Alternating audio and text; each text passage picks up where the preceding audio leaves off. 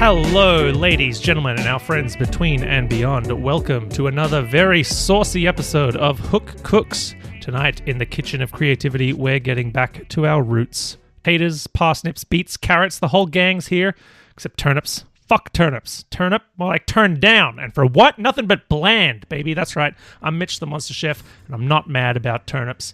Will this provoke some dramatic tension between myself and my co-chefs? My name is Dishbot. Tonight I'll be playing the role of Jack. In this sort of journey of self-discovery that I've been on, I realized a big part of the human experience is having a job, which I do not have. And I figured, I act here every couple of weeks, so why not sort of turn that passion into some monetary gain. So I'm very excited to announce that I will be on the newest season of BattleBots. I've never watched an episode. Okay. But it's an all-robot cast, so I'm very excited about that. You fit right in. Sort of, get really into the character. You haven't been battling very often. How are you feeling about that component? Well, like I said, never seen an episode. Yeah, okay. I certainly won't be doing the battling. Surely I'll have a stunt double or something. I'm Connor, your larder critter, before I forget. I've been making my own trail mix. It's mostly gravel.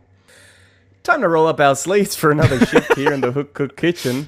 I am excited, as always I am, to take a pre-prepared prompt from our producer Vinny and turn that into a daring, dynamic, and oftentimes downright despicable radio play segment that we call the Plate Up. If you'd like to submit your own prompt in for hookery and or cookery, you can shoot that through to cooksofhooks@gmail.com or reach out to us across the socials with @hook_cooks. Speaking of that prompt, chefs, BFFs, let's get cooking. What are we working with? You want me to give it a go? I give it a go. It's Galactic Mud. Galactic Mud! Galactic Mud! Galactic Mud! I don't know why I like saying that one so much. It's just fun to say things like Galactic Mud! Yeah, it's good. Okay, Galactic Mud, I like that a lot. I'm very curious what you've turned Galactic Mud into in terms of best before yesterdays. I want to hear your first, your worst, the things you don't have complete confidence in.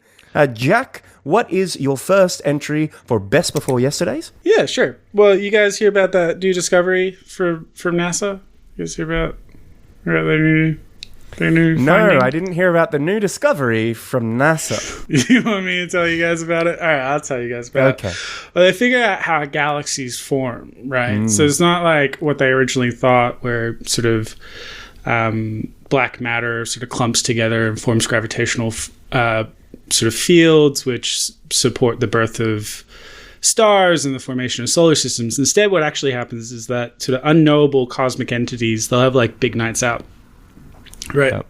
So drink it all night, daddy thirsty.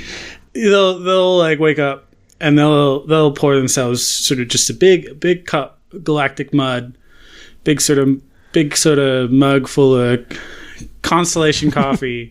Yep, and extra thick. 20 minutes later, there's a galaxy, baby, in a toilet. That's the circle of life. That's so beautiful. Oh, man, yeah. It was great, actually, seeing NASA talk about that in the press conferences. Coffee make you poop. Coffee make you poop. As much as I enjoyed your galactic mud, I'm going to get us out of the toilet and hopefully not back into it as I pan over to Mitch for his best before yesterdays. Slow pan, fast cuts. All right, Galactic Mud. This is my expansion module for the hit board game Galaxy Truckers, TM. Shout out to my fellow big riggers cruising the outer spiral arm. In Galactic Mud, your Galaxy truck has become bogged, which is very impressive when you're traveling in a three-dimensional plane. You need to build up your deck of CB lingo cards if you're going to put out a call for the Dragon Wagon to come lift your bundled-out Rooster Cruiser out of the mud, get it shiny side up again, moving on, dodging Kojak with a Kodak and pirates on crotch rockets. Wow. That's a lot of trucking lingo. Yeah. I learned a lot. Yeah. You learned a lot about trucking. 10-4, good buddy. That's it. Yeah, okay. Look, I'm actually partial to a bit of trucking, and knowing about a truck that's bogged in the mud does compel me to want to help. You can't drive by somebody who's bloody bogged, mate, and not bloody pitch in. Oh yeah, but look, if they're fully hauling, and you need a proper dragon wagon for that. That's so true. What you said earlier about the dragon wagon. True. What you said about the dragon wagon. That's so. Okay, well, you've got perhaps this intergalactic trucker had a cup of galactic mud in before he hit the road. You know, maybe he's just pulling into a lizard lot so he can drink a cup of galactic mud and sleep with a roadside hooker. All right, shall we move on to the... Shall we move on? Shall we move on? Yeah, and to anywhere, I think. Yeah. Personally, could be good. Anything at all. Jack, have you got any meat and potatoes tonight while Connor cleans his spleen up off the floor? While Connor dies away from the microphone. Yeah. I'm completely composed, and I've never lost my composure before. It's not going to start now.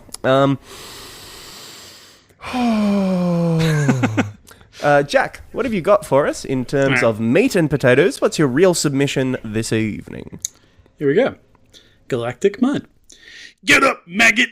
You're gonna have to work harder than that if you and your crew want to make it to the intergalactic mud. That's right, the Intergalactic Multi-Universal Defense Force.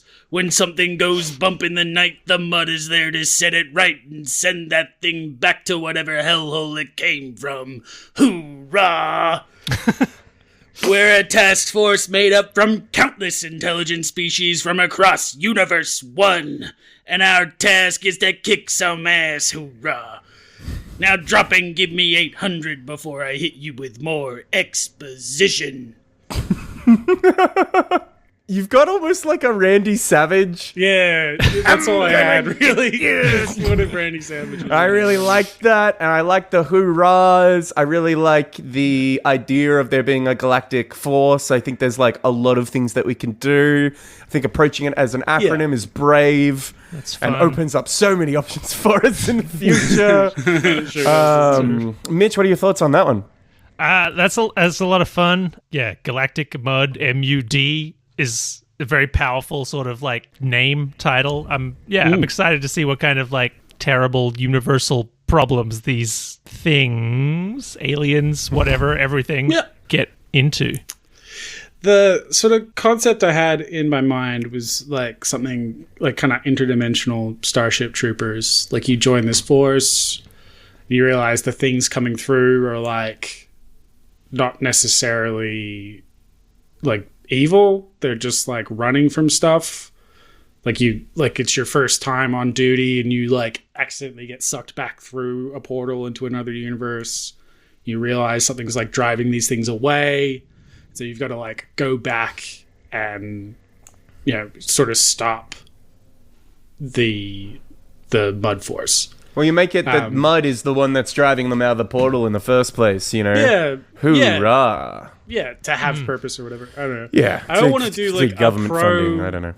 Military thing because that let's sucks. just make it up like let's do Starship Troopers, but just completely without any subtext or irony. You just want to, just like what if it was cool that they were doing that? I mean, it is. Do you see the bug head go bang? Pretty cool. Don't look at the man in the acid. Yeah, okay, I like that. Mitch, what is your submission for the meat and potatoes? Alrighty. The galactic mud oozes. It seeps, it spreads, it darkens the stars. Forged in the kitchen of a homeopath, utilizing the secret sacred recipe of 1 parts per million home brand cough syrup, 2 parts per million dandelion extract, 2 shakes of glitter, and roughly 300 grams of Play-Doh, the galactic mud swallows all, ever growing and ever ravenous.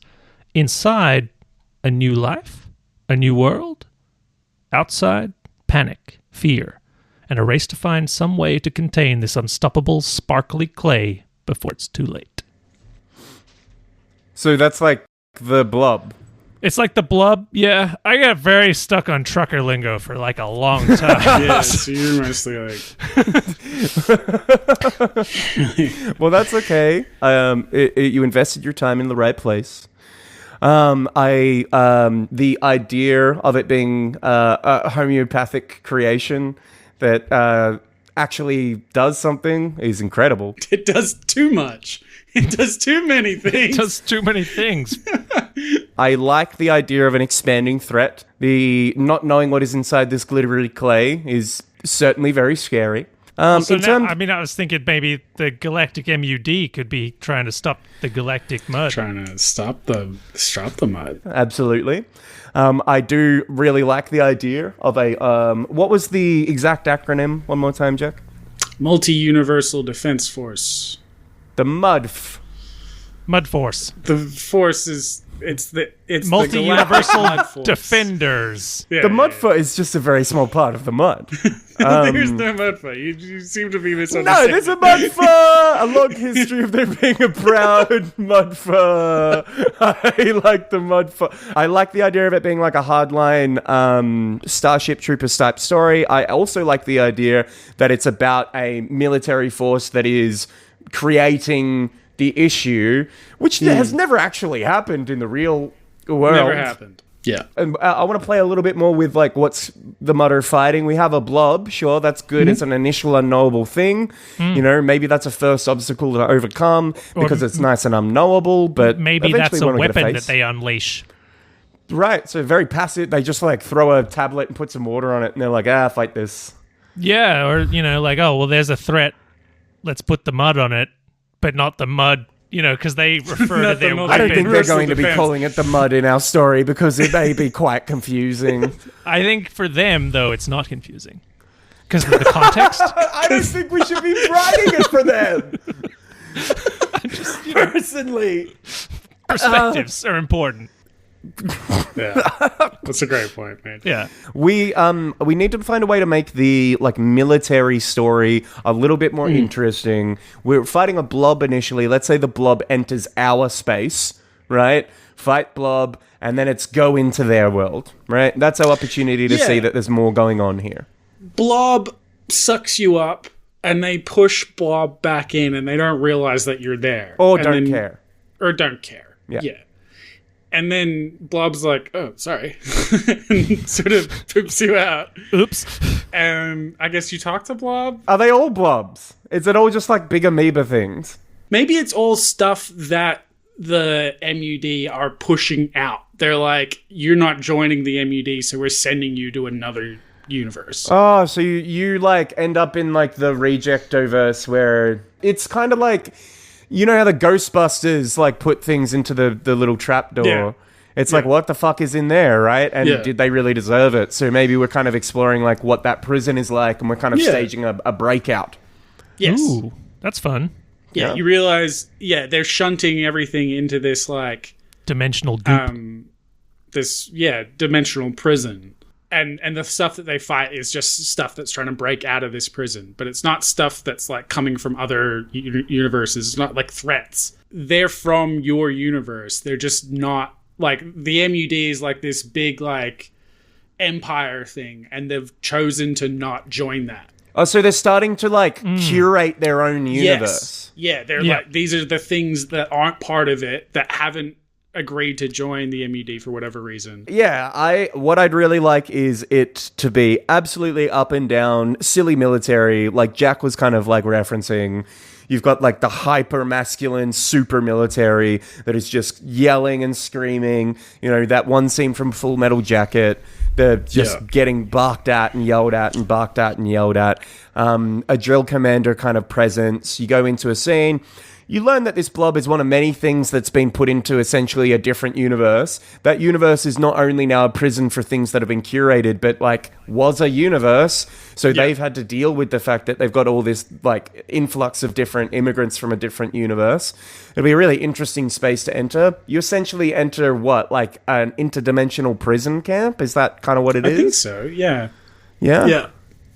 Okay, cool. Yeah. And you befriend a few people over on that side or things, whatever they are. stage a revolution, come back through the portal to destroy the world's government?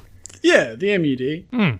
Yeah, get 'em. Roll 'em. Okay, cool. Well, we've got a blob, and if it's a collection of different things that have been curated from the universe, we can probably find interesting, creatures or things that have been banished. Is the blob just the setting of this, this is sort of the prison space, is this jelly-like blob that they've just pushed things that they don't agree with into.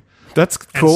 And so inside of it, there's not a blob creature, it's just that's the sort of way into this prison and people are stuck inside. So there's a gelatinous cube in the middle of a big room and you get punished by being pushed into the cube and nobody knows you're just getting banished from this dimension. Yeah, there's a whole universe in there and you've got to sort of, try and get out.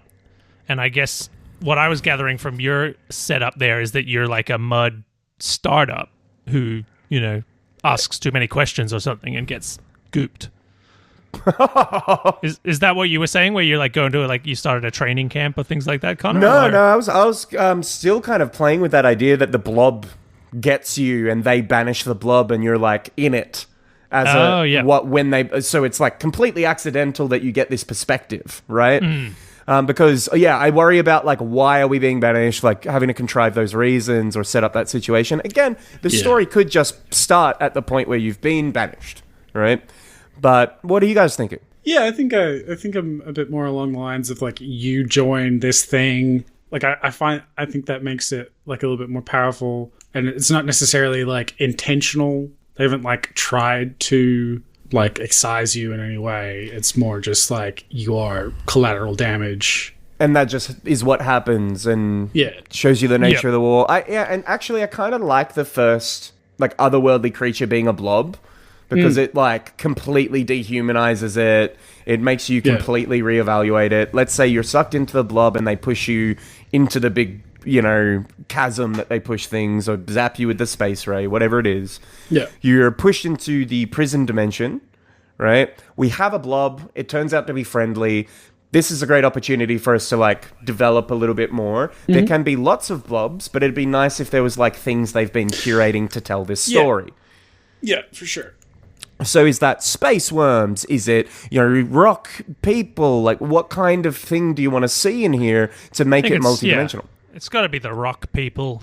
Probably other musical sort of cliques. Because they're the ones who I think are going to put up, bit of antsy-pantsy fight to the mud. yeah. Almost certainly. These guys aren't going to accept fascists. We all saw Woodstock. They were just punching the mud and kicking the mud. They hated the mud. Hated the mud. Asking hard questions of the mud. So, throwing up into the mud. Doing galactic mud into the mud. Yeah. Oh, okay. Yeah, I want to get more interest out of the story, right? So far we have oh no, we're part of the mud and we're pushed into this other world. I think, I want... Is this once you're exposed, it can't just be you're suddenly friends with everyone, right? For sure. It has to be told from the perspective of, oh my god, you're in this absolutely inhospitable world that maybe you get spat out by the blob, but it doesn't talk because it can't. I kind of like the idea that the blob spits you out and he's oh, sorry, dude. He's just But then what? Well, you're in the middle of this camp, right? Maybe there's some sort of science guy there that's trying to send them sending things through the other way. That's how it's happening is they've got this science dude who's opening portals back the other way. You meet some of the characters, you get some exposition as to how this place came about. I kind of like the idea that you're not going to get sort of welcomed into this place because you're in a mud uniform, right? That's how you probably cop a lot of the exposition is what you're the people who are doing this, Yeah, true. People would be antagonistic toward you. That's true. You would be a mud operative and look, I think there needs to be you have to see something that changes your mind. You can't just have a chat with someone who's I'm poor. Yes. And, you need to see the mud operatives invade or come in to take away resources or to make their lives worse or to, do something appalling to better communicate to... it can't just be I didn't deserve it, you need to show, don't tell to a certain degree. What if halfway through, you're there and mud people come in and kill the science guy to stop them shooting stuff back or something like that. Yeah, I like the idea that like There's a raid. they catch wind of the escaped attempt and they do like a Hogan's Heroes thing where they're marching through the halls like, where is the contraband? Yeah. You know, and you're one of the prisoners now. You know, and they're like, you call yourself a fucking mud up, you're not a mud up. And like, mud ups don't get sucked in here, and they rip your badge off, and they're like, we don't give a shit about you. Like, they make it really clear that you're not on the end with them anymore, and make it kind of a public showing to all of the people that are there, so that, you know, you get that middle of the second act where shit finally gets, like, proven that you're not an agent of the Mud Force. Maybe it's the start of the second act, then you build Last Samurai stuff. Fucking ingratiate yourself to the culture before you're the only one who can save it. So the Mud Force do have a way to get in and back out of this little prison. Yeah, well, dimension. that's how they're sending. Yeah, Well, I thought it was like a one-way thing. You know, No, I reckon it's like that's they gotta have be 2 ways. they banish, but they can also come in. I think they have like more They have power some over it control. than they would probably be comfortable sharing with other people. Yeah. I think there's a lot of talk about, we send them away and like it's better for them in this empty universe we send them to. But they would come over and if you had resources, they'd take them. If you had made anything interesting, they would take it. You know, they're complete fascists. And and sending that across, I think, is where we get our Starship Trooper kind of vibe. You know, while also telling a different story. We're not telling the ultra propagandist like, you know, naive troopers become grizzled. You know, we're doing like a bit more of a conventional, like learning the era of the organization's ways. Cool. I really like that. I think that's really interesting. Should we maybe spin up a little side salad at this point? Yeah, we could do a little side salad. That sounds good.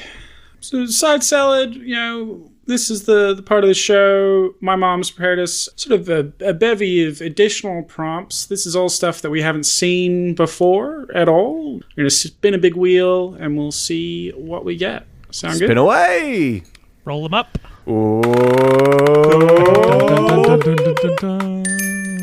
Interesting. Okay. The Earth is dying. Okay. The side salad tonight is the Earth is dying. Well, is it that what the MUD are doing, or what the MUD are doing, is destroying Earth from Universe 1? Or is it what the MUD are doing are destroying Earth from this, like, prison U2. camp place? Yeah, Earth 2. I think there's both interesting options, right? We're already, like, playing with two different universes. Work with me here. This is actually really useful for us. Instead, like, they're fucking up Earth 2, and the reason they're fucking up Earth 2 is that gives us a reason for them to come in during that scene where we want them to come in. So they come in and they're like, get the hell back, and they wreck some houses to set up a big, like, drill or, like, some kind of sci-fi fucking mineral extractor, right? And essentially, they are absolutely coring this Earth. And this is kind of partly using Mitch's idea earlier, but kind of flipping it. You come from a place that's fucking beautiful, right? It's beautiful, and it's extremely well curated, and everything's clean, and everything's, like, lovely and looked after, right? Yeah, it's that way like when you go here, there's from Starship Troopers, right? Yeah, exactly, right? Yeah, that makes perfect sense. Like, yes, it is all that clean, lovely stuff. That's fascism at play, you know? Yeah. It's that control, that ultra control, and it's at the sacrifice of the unseen, who are literally being crammed into, like, a different universe. You know, all of the, undesirables are being pushed through a portal onto a world that they know they're destroying. You know? Well, like, maybe they're like, maybe what they're sucking up is, like, the energy of the universe itself. Like, they're doing this thing to, like, capture the energy, and it will collapse that. Definitely, reality. I'm happy to make the stakes even bigger. Make it like a whole. All of you two is like completely. The band are at risk. The band. No. Those rockers. We're back on rockers. No, I really like that. I really like that the fascist system of control in Earth 1 is literally destroying a different universe, and the way that you find out about it is a part of their destruction of that universe is they're pushing undesirables into it in addition. That's two birds. I really like that's a really easy side salad in the scheme of things for us to incorporate. Do you want to start thinking about what kind of scene we would want to pick to get the most out of this narrative? Yeah, well, should we maybe just lay out the sequence of events? Absolutely. So far, I think the sequence of events, as we've constructed it, we are part of the Galactic MUD, the Multi-Universal Defense Force, who are here to fight against, ostensibly, threats to your perfect society. We learn through an encounter with a blob creature. We're sucked in and taken to this universe of undesirables, that undesirables are being pushed through a portal of some kind and placed into a second universe. When we awake on that side, we realize we're in some kind of prison camp, and we see an atrocity involving your galactic mud coming into that universe, killing a lot of people, stealing resources, and you learn from the people that remain that the mud are actually intending to destroy this universe, and that all these people are simply people deemed undesirable by this fascist system. At which point we have some kind of sci-fi reason to collapse the portal or push back through. At which point we have an epic fight against the head of the mud government. I think that probably summarizes most of the macro paintbrush stuff. For sure. Is there a part of that you think is better to take a magnifying glass to? I think the way I'm pretty sure you described it, Connor, of the mud coming in, the listener, as an as a mud operative, trying to perhaps get their attention, be like, there's been some misunderstanding, I'm supposed to be with you, and the mud operative, ripping their logo off their whatever the fascist suit is, you're not one of us, blah blah blah, doing all this horrible stuff. Okay, cool. That feels like a very sort of powerful breaking of the psyche sort of scene for this central character. Yeah, maybe it's the lead into maybe the end of that is them setting up this machine that's going to destroy the universe, and they sort of have this moment of realization of how bad this organization. Or it's sort of like the start of them being accepted by the other prisoners as well. At that point where before that they're observed to be not, part of the mud. Would you go from maybe initially it's tensions with the POW camp, but it's well after you've tried to integrate, right?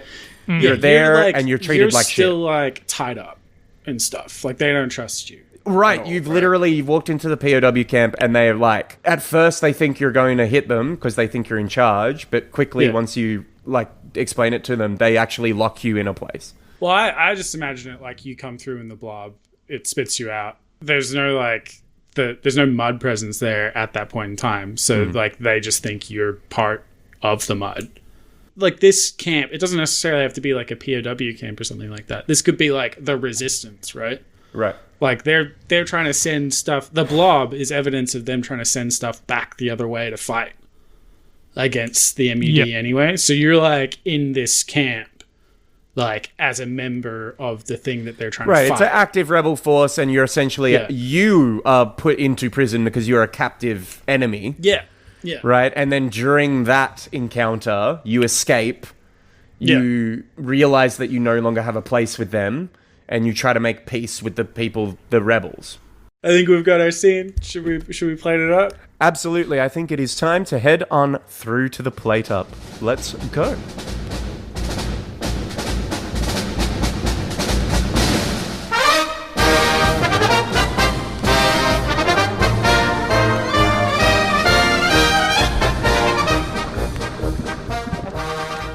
As a loyal soldier of the MUD, honor-bound to protect your picturesque home of Earth 1, you're proud to die inside this blob. Or at least, that's what you tell yourself, as you watch your comrades force the monster back through the portal. The muted sounds of battle shut off abruptly as the portal is closed, and you're alone, floating inside this strange, translucent creature. Suddenly, just as you're preparing yourself for hours of slow, agonizing digestion, you hear a horrible belching sound, and you're expelled onto cold, hard rock. The blob leans down towards you, and you hear a low, rumbling voice. Sorry, little buddy. Something heavy and wet smacks against the back of your head, and then everything goes dark.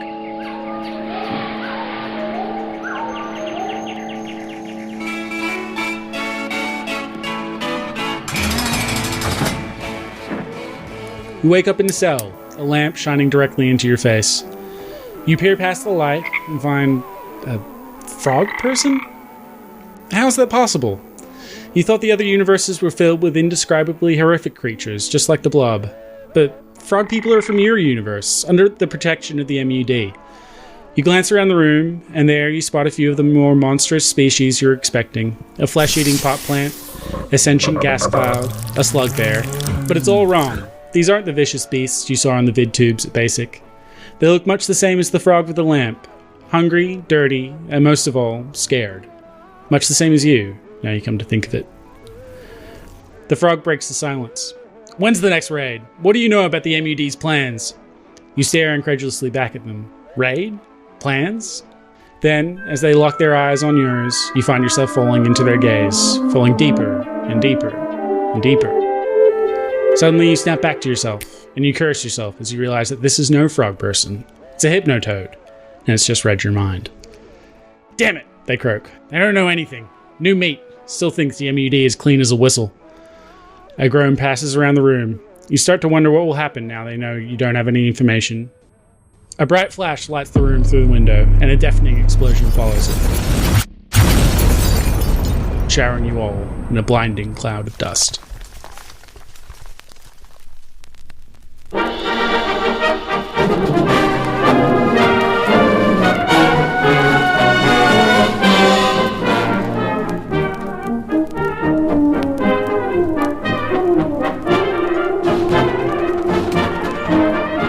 Your heart skips a beat.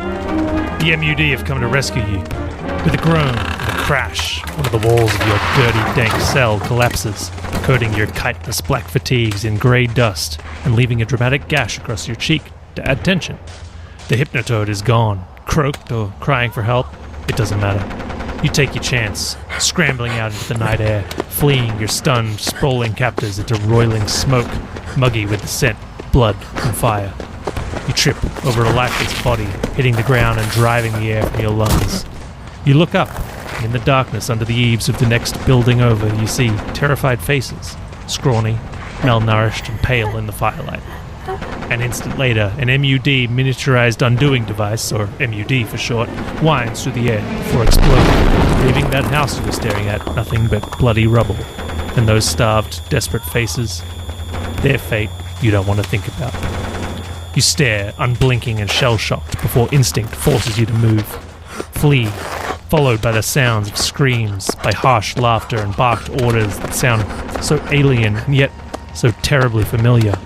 The blood pounds between your ears before you have a moment to huddle in a shadow and catch your breath. You'd crossed so many bodies, escaping the chaos. So many bodies, and not one of them would have been a threat to a trained MUD operative like yourself. These people were barely scraping a living off bare, burnt rock. What separated these poor, unfortunate souls from those you'd sworn to protect, from your own family? You'd always thought they were monsters here. No, that wasn't right. You hadn't thought at all. You'd been told they were monsters. Your fingers tremble, bound hands shaking as your vision blurs. These are just people. They're all just people. The fucking blob had been the politest being you'd spoken to since you started Basic all those months ago. This isn't right.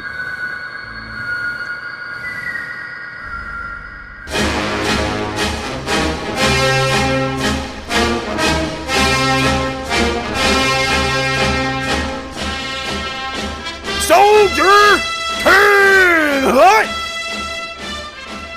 Muscle memory takes over. You've seen the MUD do terrible things this day, but months of dawn drills, of morning mess, of 10-mile hikes, barbed wire crawls, climbed walls, and rifles loaded, well, at the sound of your sergeant's voice, your back goes flagpole straight.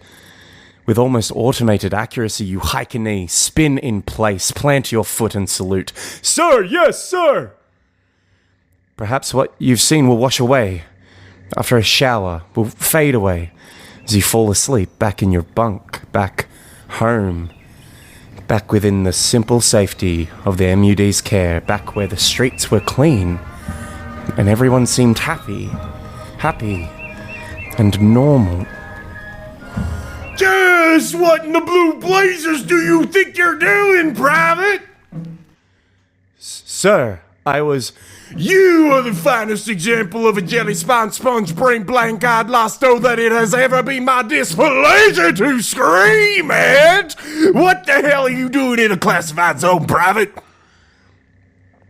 Well, sir, if you let me explain, I was... You let me explain, you weak-headed worm! You are, in an official capacity, capital F fucked! Do you hear me? You maggot-brained, limp-figured, sour-toothed hawker cockroach spittle! You're less than an ant's morning movement to me, and now you went and saw too much! Sir, please, I'm sorry, I just... You bet your candied behind you're sorry. Bright as a burnt-out star, aren't you? Let me make this clear, so even a cotton-stuffed melon like yours can catch you. You are done. The sergeant steps forward and rips the MUD insignia from your arm. You make to protest, and he uses his pistol to hit you very, very hard in the nose.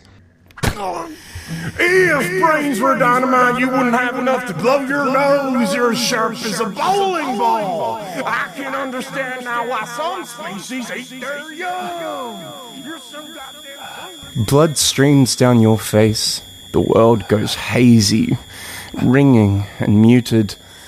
You feel nothing as the soldiers track you away, the sergeant's relentless torrent of insults fading into the distance as you're gracelessly hauled away from your once fellows. You lie on the dusty earth, fading in and out of consciousness. You hear more fighting. At some point, you hear the gateway home close, abandoned forever. You hear a squelching to your side. You need a tissue for that nose, pal? A blob, a slug bear, a gas cloud, a pot plant. You'd have unloaded a magazine into any one of them without question, but here, at your lowest moment in the wake of the day's horrors, they choose to help you. And so, from that point forward, you would choose to help them in their rebellion. What in blue blazes are you doing?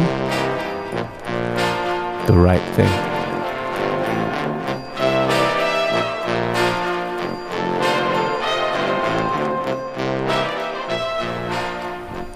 I reckon, like, if you shot a gas cloud, it probably wouldn't be very effective. You could unload a whole magazine. I think you could put a whole magazine into a gas cloud. I like the Vogue or People. Can you imagine a flesh-eating pot plant, like, helping you up? Thank you for joining us here in the Hook Cook Kitchen. If you have a prompt that you'd like us to turn into an episode, shoot that through to cooksofhooks@gmail.com or use @hook_cooks for the socials.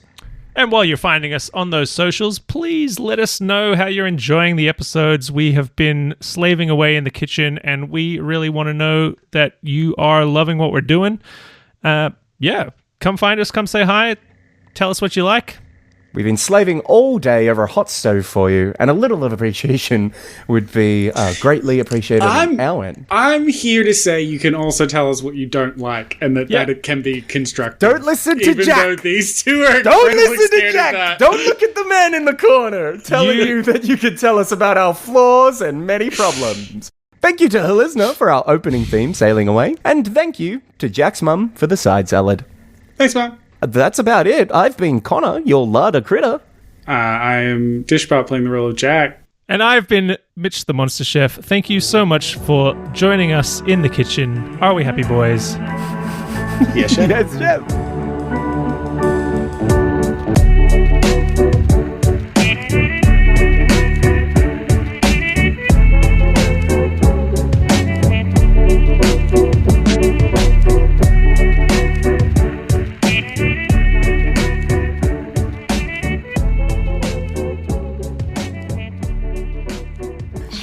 You don't eat the microphone, buddy. You can't. Don't eat the microphone. We need that for more podcasts to happen. I could do it at least once.